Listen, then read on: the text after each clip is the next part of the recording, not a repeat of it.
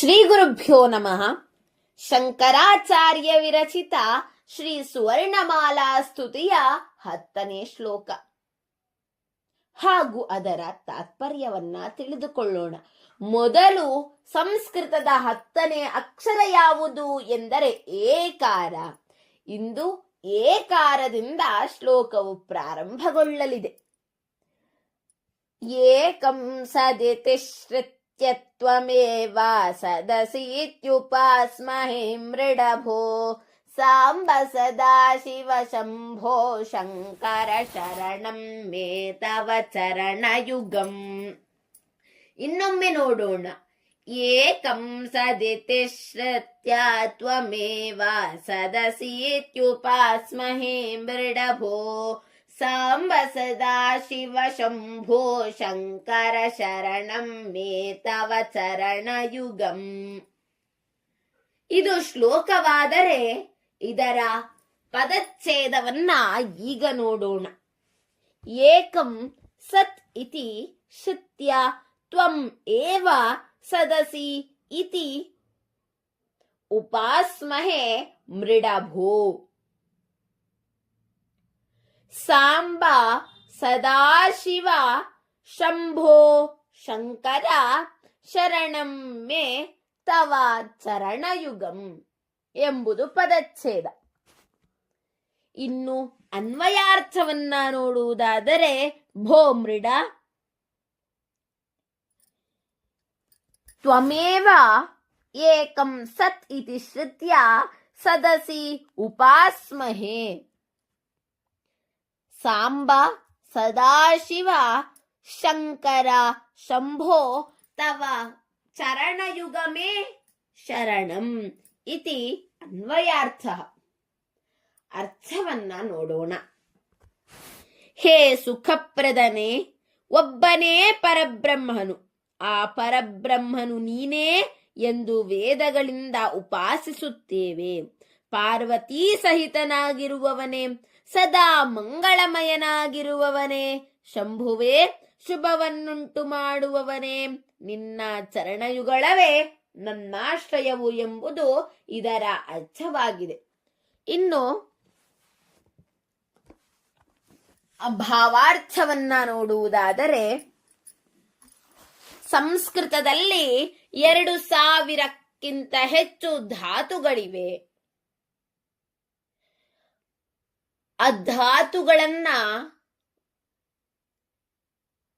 ಕ್ರಿಯಾಪದಗಳು ಎಂದಲೂ ಕರಿತೇವೆ. ಉದಾಹರಣೆಗೆ ಹೋಗುತ್ತೇವೆ ಎಂಬುದು ಒಂದು ಕ್ರಿಯಾಪದ. ಅದಕ್ಕೆ ಸಂಸ್ಕೃತದಲ್ಲಿ ಗಚ್ಚತಿ ಅಂತ ಕರೀತಾರೆ. ಆ ಗಚ್ಚತಿ ಎಂಬ ಕ್ರಿಯಾಪದಕ್ಕೆ 10 ಲಕಾರಗಳಿದೆ. ಯಾವ್ಯಾವುದು ಅಂತ ಹೇಳಿದ್ರೆ ಲಟ್ ವರ್ತಮಾನೆ ಲೇಟ್ ವೇದೆ ಭೂತೆ ಲುಂಗ್ ಲಂಗ್ ಲಿಟಸ್ತಥಾ ವಿದ್ಯಾ ಶಿಶೋಸ್ತು ಲಿಂಗ್ ಲೋಟೋ ಲುಟ್ ಲುಟ್ ಲುಟ್ ಚ ಭವಿಷ್ಯತಿ. ಹೀಗೆ 10 ಲಕಾರಗಳಿರುತ್ತೆ. ಆ ಗಚ್ಚತಿ ಎಂಬ ಒಂದು ಕ್ರಿಯಾಪದಕ್ಕೆ ಒಂದು ಶೀರ್ಷಿಕೆ ಇರುತ್ತೆ. ಆ ಶೀರ್ಷಿಕೆ ಯಾವುದು ಎಂದರೆ ಗಮ್ಲೃಗತೌ. ಹೀಗೆ ಡುಕೃಂಕರಣೆ ಎಂಬ ಧಾತುವು ಕರೋತಿ ಎಂಬ ಶಬ್ದಕ್ಕೆ ನಾಮಧೇಯವಾಗಿದ್ದರೆ ಮಾಡುವುದನ್ನ ಸೂಚಿಸುತ್ತದೆ. ಇನ್ನು ಭೂಧಾತು ಭವತಿ ಎಂದು ಆರಂಭವಾಗಿ ಇರುವಿಕೆಯ ಸೂಚನೆಯಾಗಿದೆ. ಹಾಗೆ ಇಲ್ಲಿ ಮೃಡ್ಸುಖನೆ ಎಂಬ ಧಾತುವಿನಿಂದ ಮೃಡ ಶಬ್ದ ಉತ್ಪತ್ತಿಯಾಗಿದೆ. ಎಲ್ಲಿ ಮೃಡ ಎಂಬ ಶಬ್ದ ಬಂತು ಎಂದರೆ ಇಲ್ಲೇ ಶ್ಲೋಕದಲ್ಲಿ ನೋಡಬಹುದು. ಏಕಂ ಸದಿತಿಶ್ರಿತ್ಯ ತ್ವಮೇವ ಸದಸೀತ್ಯುಪಾಸ್ಮಹೇ ಮೃಡಭೋ. ಇಲ್ಲಿ ಮೃಡ, ಈ ಮೃಡ ಶಬ್ದ ಯಾಕೆ ಬಂತು, ಹೇಗೆ ಬಂತು ಎಂಬುದಕ್ಕೆ ಉತ್ತರ. ಮೃಡ್ಸುಖನೆ ಎಂಬ ಧಾತುವಿನಿಂದ ಮೃಡ ಶಬ್ದ ನಿಷ್ಪನ್ನವಾಗಿದೆ ಎಂಬುದು. ಇಲ್ಲಿ ಹೇ ಸುಖಪ್ರದನೆ, ಸದಾ ಸುಖವನ್ನ ಪ್ರದನೆ ನೀಡುವವನೇ, ನಮಗೆಲ್ಲರಿಗೂ ಕೂಡ ತಿಳಿದೇ ಇದೆ. ಒಬ್ಬನೇ ಪರಬ್ರಹ್ಮ. ಇಡೀ ಜಗತ್ತನ್ನ ಸೃಷ್ಟಿ ಲಯ ಸ್ಥಿತಿಗೆ ಕಾರಣನಾದವನೇ ಪರಬ್ರಹ್ಮ. ಆತನನ್ನ ಹೊರತುಪಡಿಸಿ ಜಗತ್ತಿಲ್ಲ ಎಂಬುದು ನಮಗೆ ತಿಳಿದಿರುವ ಸಂಗತಿ. ಅವನು ನಿರ್ವಿಕಾರ, ನಿರಾಕಾರ, ನಿರ್ಗುಣ, ನಿಷ್ಕಲ್ಮಶ, ಸರ್ವತ್ರ ವ್ಯಾಪ್ತ, ವಿಭು. ಹೀಗೆ ನಮಗೆ ಪರಬ್ರಹ್ಮನ ರೂಪಗಳು ಕೂಡ ತಿಳಿದೇ ಇದೆ. ಹಾಗೆ ನಮಗೆ ಒಂದು ಸಂಶಯ ಬರುತ್ತದೆ, ಆ ಪರಬ್ರಹ್ಮ ಯಾರು? ಆ ಪರಬ್ರಹ್ಮ ಯಾರು ಎಂದು ನಮ್ಮ ಸಂಶಯ. ಹೇಗೆ ಶಿಷ್ಯರಿಗೆ ಸಂಶಯ ಬಂದರೆ ಗುರುಗಳ ಹತ್ತಿರ ಹೋಗ್ತಾರೋ, ಶಿಕ್ಷಕರ ಹತ್ರ ಹೋಗಿ ತಮ್ಮ ಸಂಶಯವನ್ನ ಪೂರ್ಣಗೊಳಿಸಿ ಉತ್ತರವನ್ನ ಕಂಡುಕೊಂಡು ಬರ್ತಾರೋ, ಹಾಗೆ ಈ ಪರಬ್ರಹ್ಮ ಎಂಬ ಒಂದು ಯಾರು ಎಂಬ ಒಂದು ಪ್ರಶ್ನೆಗೆ, ಸಂಶಯಕ್ಕೆ ಉತ್ತರವನ್ನ ನೀಡುವಂತಹ ಗುರು ವೇದಗಳು. ನಮ್ಮ ಆಧ್ಯಾತ್ಮಿಕ ಜೀವನಕ್ಕೆ ಉತ್ತರವನ್ನ ನೀಡುವಂತಹ ಗುರು ಯಾರು ಅಂತ ಹೇಳಿದ್ರೆ ವೇದಗಳು. ಆ ವೇದಗಳಲ್ಲಿ ಶಿವನೇ ಪರಬ್ರಹ್ಮನೆಂದು ಹೇಳಲಾಗಿದೆ. ಯಾವ ವೇದ ಅಂತ ಹೇಳಿದ್ರೆ 4 ವೇದಗಳಿವೆ. ಋಗ್ವೇದ, ಯಜುರ್ವೇದ, ಸಾಮವೇದ, ಅಥರ್ವವೇದ. ಅದರಲ್ಲಿ ಋಗ್ವೇದದ ಒಂದೊಂದು ಪಂಕ್ತಿಯನ್ನ ಋಕ್ಕುಗಳು ಅಂತ ಕರೀತಾರೆ. ಆ ಋಗ್ವೇದದಲ್ಲಿ ಬರುವಂತಹ ಒಂದು ಮಂತ್ರದಲ್ಲಿ ಶಿವನೇ ಪರಬ್ರಹ್ಮನೆಂದು ವರ್ಣಿಸಲಾಗಿದೆ. ಆ ಮಂತ್ರವನ್ನ ಮೊದಲು ನಾವು ತಿಳಿದುಕೊಳ್ಳೋಣ. ಆ ಮಂತ್ರದ ಹೆಸರು ಮೃತ್ಯುಂಜಯ ಮಂತ್ರ ಎಂದು. ಆ ಮಂತ್ರವನ್ನ ಸಂಪೂರ್ಣವಾಗಿ ಈಗ ಈ ಒಂದು ಸಂಚಿಕೆಯಲ್ಲಿ ನಿಮ್ಮ ಮುಂದೆ ಹೇಳ್ತೇನೆ. ಓಂ ತ್ರ್ಯಂಬಕೈ ಯಜಾಮಹೇ ಸುಗಂಧಿಂ ಪುಷ್ಟಿವರ್ಧನಂ ಉರ್ವಾರುಕಮಿವ ಬಂಧನಾನ್ ಮೃತ್ಯೋರ್ಮೋಕ್ಷೀಯಮಾಮೃತಾತ್ ಸದ್ಯೋ ಜಾತಂ ಪ್ರಪದ್ಯಾಮಿ ಸದ್ಯೋ ಜಾತಾಯ ವೈ ನಮೋ ನಮಃ ಭವೇ ಭವೇನಾತಿ ಭವೇ ಭವಸ್ವ ಮಾಂ ಭವೋದ್ಭವಾಯ ನಮಃ ವಾಮದೇವಾಯ ನಮೋ ಜ್ಯೇಷ್ಠಾಯ ನಮಃ ಶ್ರೇಷ್ಠಾಯ ನಮೋ ರುದ್ರಾಯ ನಮಃ ಕಾಲಾಯ ನಮಃ ಕಲವಿಕರಣಾಯ ನಮೋ ಬಲವಿಕರಣಾಯ ನಮೋ ಬಲಾಯ ನಮೋ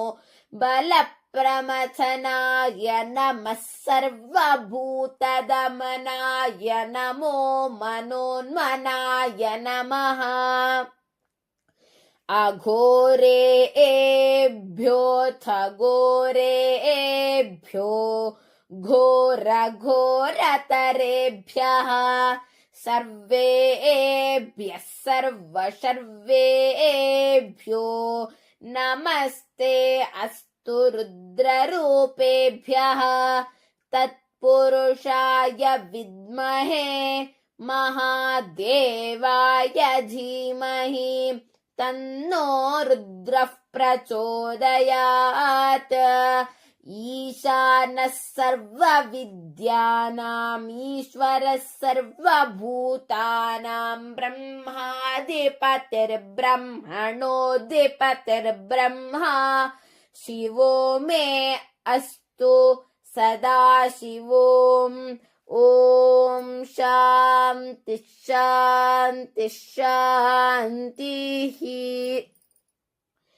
ಎಂಬ ವೇದ ಮಂತ್ರದಲ್ಲಿ ಶಿವನೇ ಪರಬ್ರಹ್ಮನೆಂದು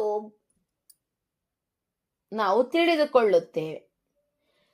ಈ ಜಗತ್ತಿನಲ್ಲಿರುವ ಸಕಲ ಮಾನವರು ಕೂಡ ಪರಿಪೂರ್ಣರಲ್ಲ. ಕೆಲವೊಂದು ಕೇಳಿ ತಿಳಿತೇವೆ, ಕೆಲವೊಂದು ನೋಡಿ ತಿಳಿತೇವೆ, ಕೆಲವೊಂದು ಮಾಡಿ ತಿಳಿತೇವೆ, ಕೆಲವೊಂದು ಅನುಭವಿಸಿ ತಿಳಿತೇವೆ.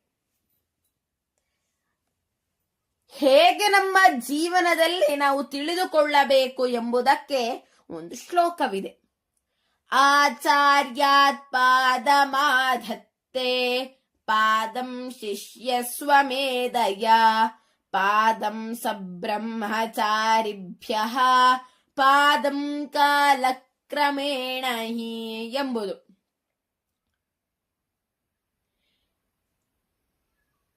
ನಮ್ಮ ಜೀವನದಲ್ಲಿ ಕಲಿಯಬೇಕಾದಂತಹ ವಿಷಯಗಳು ಗಡಿಯಾರದಂತೆ ಇದ್ದು ಅದರಲ್ಲಿ ಕಾಲು ಭಾಗವನ್ನ ಆಚಾರ್ಯರಿಂದ ಅಂದ್ರೆ ಗುರುಗಳಿಂದ ಕಲಿಯಬೇಕು. ಇನ್ನೂ ಕಾಲು ಭಾಗವನ್ನ ಶಿಷ್ಯನು ತನ್ನ ಪ್ರಯತ್ನದಿಂದ ಕಲಿಯಬೇಕು. ಇನ್ನೂ ಕಾಲು ಭಾಗವನ್ನ ತನ್ನ ಸಹಪಾಠಿಗಳೊಂದಿಗೆ ಕಲಿತರೆ ಇನ್ನು ಕಾಲು ಭಾಗವು ಕಾಲಕ್ರಮೇಣವಾಗಿ ಕಾಲವೇ ಕಲಿಸುತ್ತದೆ. ಹಾಗೆ ನಮಗೆ ಮಾರ್ಗದರ್ಶನವನ್ನ ನೀಡುವಂತಹದ್ದು ನಮ್ಮ ಗುರು. ಸದಾ ನಾವು ಹುಟ್ಟಿನಿಂದ ಸಾಯುವವರೆಗೂ ಕೂಡ ನಮ್ಮ ಗುರು ಯಾರು ಅಂತ ಹೇಳಿದ್ರೆ ವೇದಗಳು. ಆ ವೇದಗಳನ್ನ ಅನುಸರಿಸಿ ನಡೆಯುತ್ತಿರುವಂತಹ ನಾವುಗಳು ವೇದಗಳಲ್ಲಿ ಹೇಳಿರುವಂತಹ ಶಿವನೇ ಪರಬ್ರಹ್ಮನೆಂದು ಹೇಳಿರುವಂತೆ ನೀನೇ ಪರಬ್ರಹ್ಮನೆಂದು ತಿಳಿದು ನಿನ್ನ ಪಾದ ಕಮಲಗಳಿಗೆ ನಾನು ಎರಗುತ್ತೇನೆ, ನಿನ್ನನ್ನ ಪೂಜಿಸುತ್ತೇನೆ. ಹೇ ಪಾರ್ವತಿ ಸಹಿತನೇ, ಶಂಭುವೆ, ಶುಭವನ್ನುಂಟು ಮಾಡುವವನೇ, ಮಂಗಳಮಯನೇ, ನಿನ್ನ ಚರಣಯುಗವೇ ನನ್ನಾಶ್ರಯವು ಎಂಬುದು ಇದರ ತಾತ್ಪರ್ಯವಾಗಿದೆ. ಮುಂದಿನ ಶ್ಲೋಕವನ್ನ ಮುಂದಿನ ಸಂಚಿಕೆಯಲ್ಲಿ ನೋಡೋಣ. ಸರ್ವೇ ಜನಾಃ ಸುಖಿನೋ ಭವಂತು, ಸಕಲ ಸನ್ಮಂಗಲಾನಿ ಭವಂತು, ಲೋಕಾಃ ಸಮಸ್ತಾಃ ಸುಖಿನೋ ಭವಂತು. ಧನ್ಯವಾದಾಃ.